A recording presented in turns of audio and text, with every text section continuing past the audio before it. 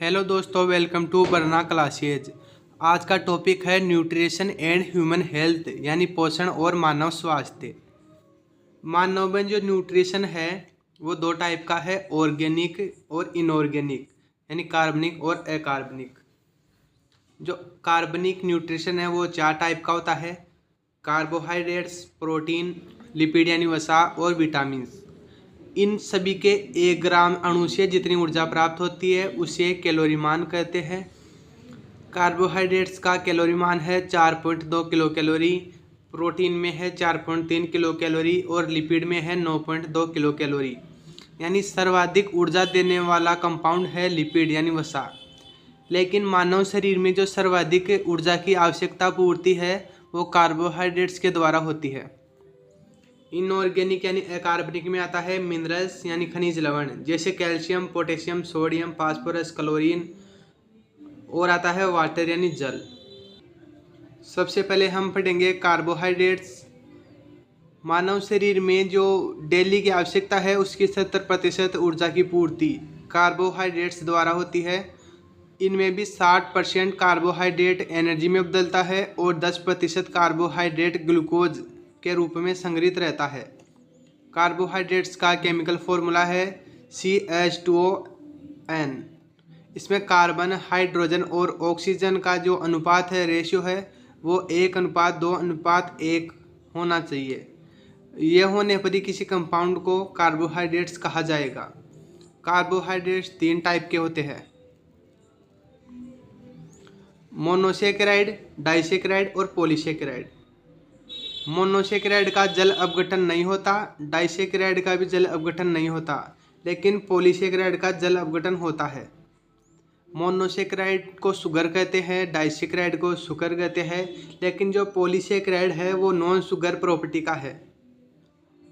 Monosaccharide carbohydrates के 1 अणु से मिलता है, डाइसेकेराइड 2 अणु से लेकर 9 अणु तक मिलने पर बनता है, और पॉलीसेकेराइड में 9 से अधिक अणु होते हैं। यानी सबसे जटिल प्रकार का कार्बोहाइड्रेट्स है पॉलीसेकेराइड और सबसे सरल प्रकार का कार्बोहाइड्रेट्स है मोनोसेकेराइड। मोनोसेकेराइड का फॉर्मूला है CnH2nOn। इसमें 1 कार्बन और 2 कार्बन वाले कंपाउंड नहीं बनेंगे, लेकिन 3 कार्बन वाला जो कंपाउंड है वो कार्बोहाइड्रेट्स कहलाएगा। यानी मोनोसेकेराइड या कार्बोहाइड्रेट्स होने के लिए कम से कम 3 कार्बन होने चाहिए। 3 कार्बन वाले में होता है C3H6O3, 4 कार्बन में होता है C4H8O4 और 5 कार्बन में होता है C5H10O5। इस 5 कार्बन वाले को पेंटोज शर्करा कहते हैं। ये शर्करा आरएनए और डीएनए में पाई जाती है। आरएनए में राइबोज शुगर पाई जाती है और डीएनए में डीऑक्सी राइबोज शुगर पाई जाती है। डीऑक्सी राइबोज शुगर में एक जल का अणु कम होता है। 6 कार्बन वाला होता है C6H12O6। इसको हेक्सोज शर्करा भी कहते हैं। इसके 3 एग्जाम्पल है: ग्लूकोज शुगर, फ्रक्टोज शुगर और गैलेक्टोज शुगर। ग्लूकोज शुगर अंगूर में पाई जाती है, इसलिए इसे ग्रेप शुगर भी कहते हैं और ब्लड शुगर भी कहते हैं।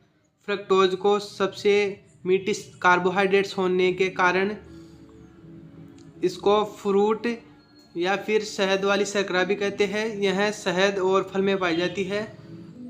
गैलेक्टोज शुगर है, उसको ब्रेन शुगर भी कहते हैं, यह मस्तिष्क में पाई जाती है।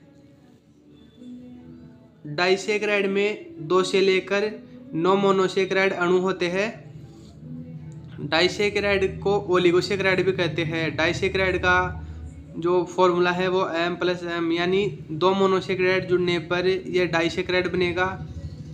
जब 2 मोनोसेकेराइड जुड़ते हैं तो एक जल का अणु कम हो जाता है, इसलिए इसका सूत्र होता है C12H22O11। डाइसेकेराइड के एग्जाम्पल है सुक्रोज, माल्टोज और लैक्टोज। सुक्रोज तो ग्लूकोज और फ्रक्टोज के बनने से बनता है। माल्टोज है वो ग्लूकोज और ग्लूकोज यानी 2 ग्लूकोज के अणु मिलने से बनता है, और लैक्टोज है वो ग्लूकोज और गैलेक्टोज के अणु मिलने से बनता है।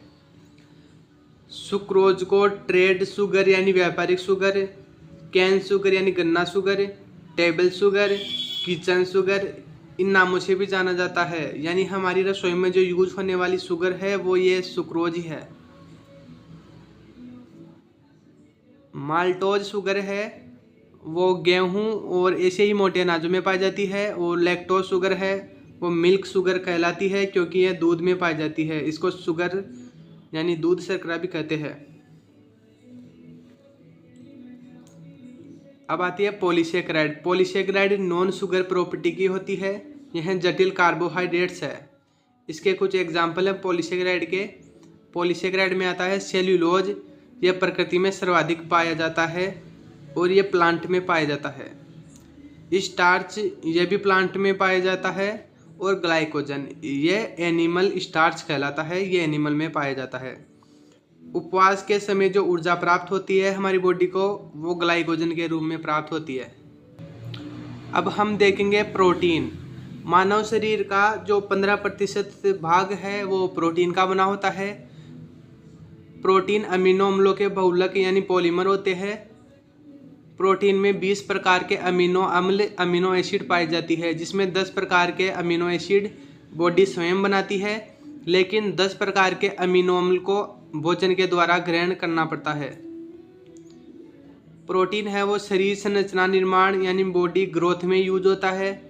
और जो हमारे शरीर की टूट फूट, कोशिकाओं की टूट फूट, मरम्मत, ये सभी करने का कार्य प्रोटीन का होता है। प्रोटीन के कुछ सोर्स है। प्रोटीन हमें अनाज से, दालों से, मिल्क, दूध से, बादाम, पनीर, मांस, इन सभी से प्राप्त होता है।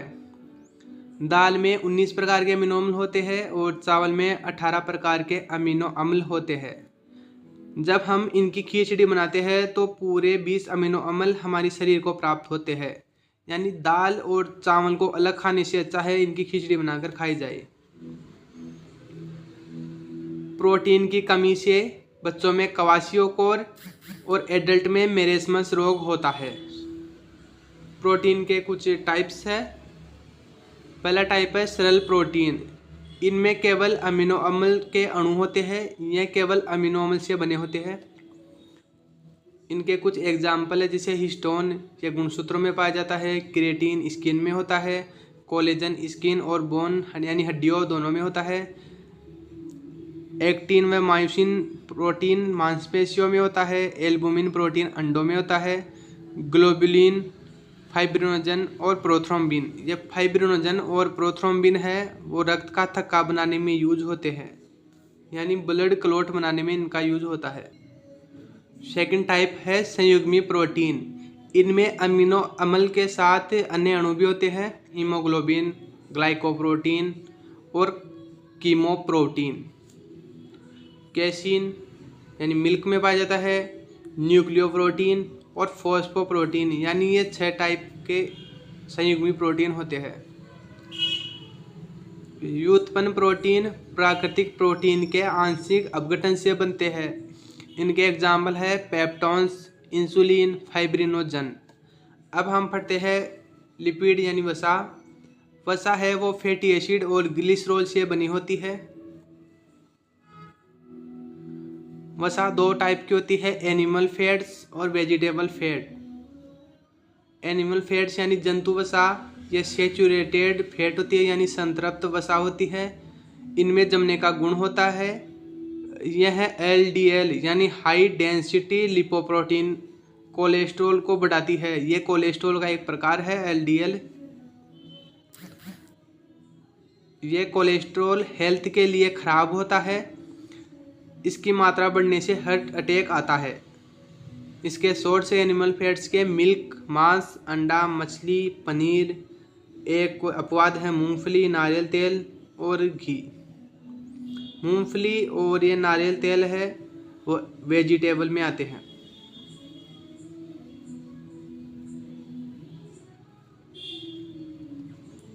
अब है वेजिटेबल फैट्स। यह अनसेचुरेटेड फैट होते हैं, इनको ट्रांस फैट भी कहते हैं। यह असंतृप्त प्रकार के वसा है।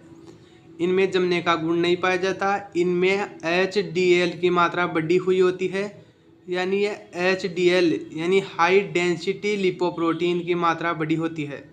यह हमारे हार्ट के लिए अच्छा है, गुड फॉर हेल्थ है। इसकी मात्रा बॉडी में बढ़ने से हार्ट अटैक आने का खतरा कम होता है। इनमें आता है सरसों, मूंगफली, तिल, सूर्यमुखी तेल आदि। अब आते हैं विटामिन्स। विटामिन, कुछ प्रमुख विटामिन है A, vitamin B, vitamin C, vitamin D, vitamin E और विटामिन के। विटामिन बी और सी जल में घुलनशील है, जबकि ये ए, डी, ई और के ये विटामिन वसा में घुलनशील है। विटामिन ए की कमी से रतौंधी रोग होता है, यानी रात का अंधापन ये लक्षण दिखाई देता है। विटामिन B1 यानी थायमीन की कमी से बेरी रोग होता है। इस रोग में हृदय धड़कन कम हो जाती है, पेशियां और तंत्रिकाएं कमज़ोर हो जाती है। B2 यानी राइबोफ्लेविन की कमी से राइबोफ्लेविनोसिस रोग होता है। इसमें होंठ का फटना और स्मृति का कमी यानी याददाश्त कमज़ोर होना, त्वचा का फटना ये लक्षण दिखाई देते हैं। विटामिन B3 यानी नियासिन की कमी से पेलेग्रा रोग होता है। इसमें जीभ व त्वचा पर पपड़ियाँ बन जाती है। विटामिन सी यानी एस्कॉर्बिक एसिड की कमी से स्कर्वी रोग होता है। इस रोग में मसूड़ों से खून आना, त्वचा पर चकत्ते पड़ना ये लक्षण दिखाई देते हैं। विटामिन डी यानी कैल्शिफेरोल की कमी से रिकेट्स होता है। रिकेट्स में क्या होता है, पैरों की हड्डियां मुड़ जाती है, हड्डियां कमज़ोर हो जाती है, यानी हड्डियों से रिलेटेड जो भी प्रॉब्लम है वो कैल्शिफेरोल यानी विटामिन डी की कमी से होती है। अब हम इन विटामिन्स को डिटेल में पढ़ेंगे। विटामिन ए हरी पत्तेदार सब्जियां, गाजर, मिल्क, मछली का तेल, अंडे की जर्दी इनसे प्राप्त होता है। विटामिन ए की कमी से रतौंधी, जीरोप्थेलेमिया और आंखों के संबंधित रोग हो जाते हैं। विटामिन बी कॉम्प्लेक्स यानी ये विटामिन बी कॉम्प्लेक्स 12 प्रकार के विटामिन का समूह है, जिनमें पहला है विटामिन B1। B1 को थायमीन भी कहते हैं। B1 की कमी से बेरी रोग होता है। विटामिन B1 साबुत अनाज, गेहूँ, चना, यीस्ट, मूंगफली, बीन्स, सी फूड यानी समुद्री भोजन, दालें इन सभी में पाया जाता है। विटामिन B2 यानी राइबोफ्लेविन, इसकी कमी से मोतियाबिंद, दुर्बलता, भार में कमी, रूखी त्वचा ये लक्षण दिखाई देते हैं। विटामिन B2 दूध, यकृत, मक्खन, पत्तेदार सब्जियां, मशरूम, मांस, अंकुरित गेहूं, अंडे इनसे प्राप्त होता है। विटामिन B3 इसे नियासिन भी कहते हैं। इसकी कमी से पेलेग्रा रोग होता है। इस रोग में त्वचा व तंत्रिका तंत्र प्रभावित होता है। इसका स्रोत है चना, फली, यकृत, मछली, मांस, मूंगफली, यीस्ट, साबुत अनाज ये सभी है। विटामिन B5 को पैंटोथेनिक अम्ल भी कहते हैं। इसकी कमी से पार्किंसन रोग होता है। इस रोग में क्या होता है, बाल सफ़ेद होना, बाल गिरना, पाँव में जलन ये सभी लक्षण विटामिन B5 की कमी के हैं। विटामिन B5 की कमी यीस्ट, दूध, मूंगफली, टमाटर, चना, शहद इनकी आपूर्ति करके की जाती है। विटामिन B6 को पायरोडॉक्सिन भी कहते हैं। इस विटामिन B6 की कमी से एनीमिया यानी रक्ताल्पता रोग हो जाता है। इसमें ब्लड की कमी हो जाती है और इस विटामिन की कमी से शारीरिक वृद्धि का रुक जाना ये लक्षण दिखाई देता है। विटामिन B6 की पूर्ति साबुत अनाज, दालें, मटर, केले, सोयाबीन, मांस, सब्जियां इनकी मात्रा बढ़ाकर की जाती है। विटामिन B7 इसे बायोटीन भी कहते हैं। विटामिन B7 की कमी से मांसपेशियों के नियंत्रण में कमी, पाचन में कमी, दुर्बलता, बालों का गिरना ये लक्षण दिखाई देते हैं। विटामिन B7 यानी बायोटीन की जो पूर्ति है दूध, यकृत, मांस, मछली, शहद, अंडे का पित्त इनसे की जाती है। विटामिन B9 को फोलिक अम्ल भी कहते हैं। इसकी कमी से भी एनीमिया रोग होता है। B9 की पूर्ति केले, पत्तेदार सब्जियां इनसे की जाती है। विटामिन B12 है, इसको साइनोकोबालेमिन भी कहते हैं। इसकी कमी से भी रक्त अल्पता यानी एनीमिया हो जाती है और स्नायु दोष ये लक्षण इसमें दिखाई देता है। विटामिन B12 की पूर्ति मांस, मछली, अंडे, दूध इनसे की जाती है। ये सबसे इम्पोर्टेंट विटामिन है हमारी बॉडी का, विटामिन B12 है। विटामिन C को एस्कॉर्बिक एसिड भी कहते हैं। इसकी कमी से स्कर्वी रोग होता है। विटामिन C की पूर्ति खट्टे फल, नींबू, आंवला, टमाटर, पत्तेदार सब्जियां, अमरूद इनसे की जाती है। विटामिन डी, इसको कैल्सीफेरोल भी कहते हैं।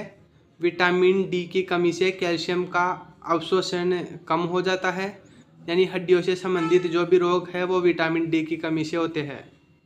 विटामिन डी की कमी में बच्चों में रिकेट्स रोग होता है, यानी सूखा रोग होता है। वयस्क में ओस्टियोमलेशिया रोग होता है। विटामिन डी का निर्माण हमारी त्वचा में होता है, इसके लिए सूर्य का प्रकाश आवश्यक है। कुछ अन्य एनिमल सोर्स भी है विटामिन डी के लिए, जैसे मक्खन, घी, अंडे, मछली, यकृत आदि। अब नेक्स्ट है विटामिन ई, इसे टेकोफेरोल भी कहते हैं। इसकी कमी से प्रजनन क्षमता क्षीण हो जाती है, यानी नपुंसकता आ जाती है। विटामिन ई को इसलिए प्रजनन विटामिन भी कहते हैं। विटामिन ई की पूर्ति चना, मटर, वनस्पति घी से की जाती है। विटामिन के को फिलोक्विनोन भी कहते हैं। यह रक्त थक्का बनाने में सहायक होता है।